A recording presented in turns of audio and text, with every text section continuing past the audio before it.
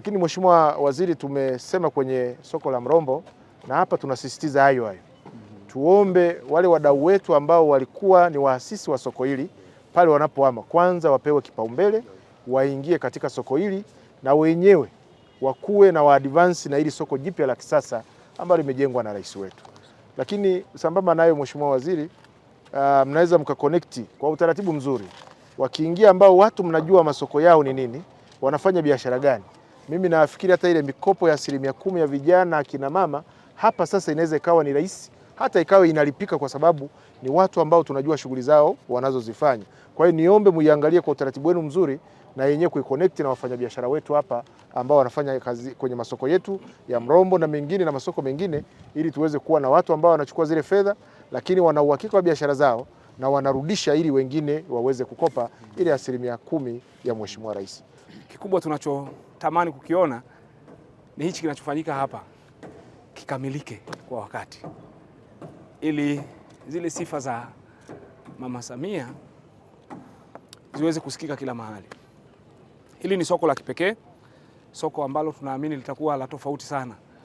Naamini kwamba inawezekana ndani ya nchi nzima kama sio kanda ya kaskazini. Kwa hiyo ni matamanio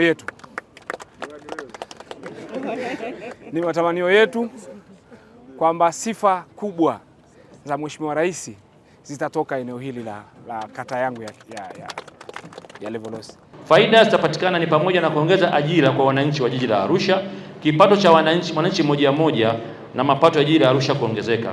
Aidha, kutokana na maboresho ya kisasa yaliyofanyika katika soko hili, tunatarajia yafuatayo kuongezeka zaidi: ongezeko la wateja wa hali ya chini, kati na juu, sababu ya mpangilio mzuri wa maeneo rasmi na maegesho ya magari, uwepo wa vituo vya polisi vinavyohakikisha usalama wa wananchi na mali zao. Hatua ya ujenzi inayoendelea ni hii hapa, kama mnavyojionea hapa, ni kuweka uzio eneo zima la soko.